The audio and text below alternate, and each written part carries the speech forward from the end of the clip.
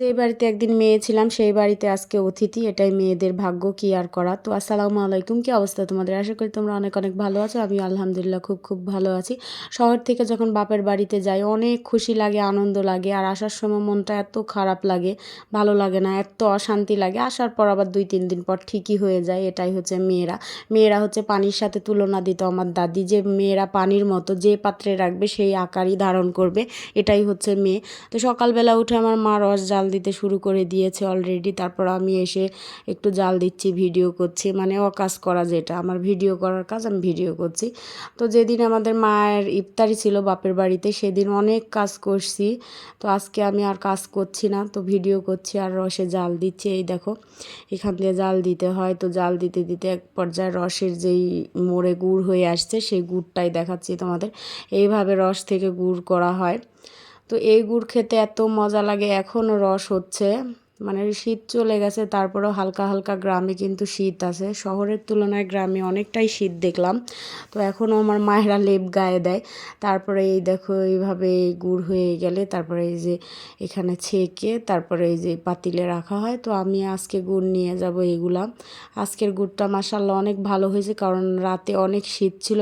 মানে যত শীত থাকবে গুড়টা তত ভালো হবে। যখন গরম পড়ে যায় গুড়টা ভালো থাকে না, মানে রসটা ঘলে যায়, ভালো হয় না গুড়। তো ওই গুড় দিয়েও কিন্তু মোয়া, তারপর নাড়ু করা হয়। ভালো যেগুলো গুড় হয় সেগুলো দিয়ে মোয়া নাড়ু হয় না, ঝুরঝুরে হয়ে যায়। যেগুলো ঘোলা রস হয় ওই রস দিয়ে মোয়া নাড়ু খুব ভালো হয়। তো সকল গুড়েরই কাজ আছে। তারপরে এই দেখো সুন্দর করে সেঁকে এখন এই কড়াইয়ে পানি দিয়ে রাখবে। এটা হচ্ছে গরু খাবে, আর এগুলো হচ্ছে মানুষ খাবে, আমরা খাবো সবাই মিলে। আমি বোতলে উঠিয়ে নিব, যেহেতু গরম, একটু জুড়িয়ে গেলে নিয়ে নিব। তো অনেক কিছুই নিব বাপের ঘর থেকে, যেহেতু আমি অতিথি, অতিথির মতো আসি, খাই দাই, থাকি, চলে যাই।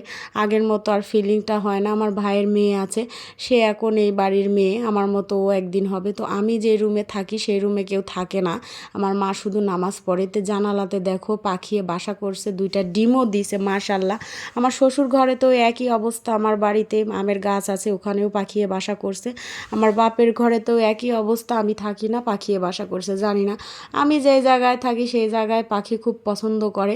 আমি যেই রুমে থাকি সেই রুমের জানালার গ্রিলে এই বাসাটা করছে পাখি, তোমাদের দেখায় দিচ্ছে। এই দেখো, মানে এইখানে পর্দার, এই যে গ্রিলের সাথে যেই ইয়া আছে কাঁচের, ওই জায়গায় করছে, পর্দাও লাগানো আছে, ওই অবস্থায় বাসা করছে। তারপর আমার ভাইয়ের বউ আমাকে হচ্ছে পেঁয়াজ দিচ্ছিল।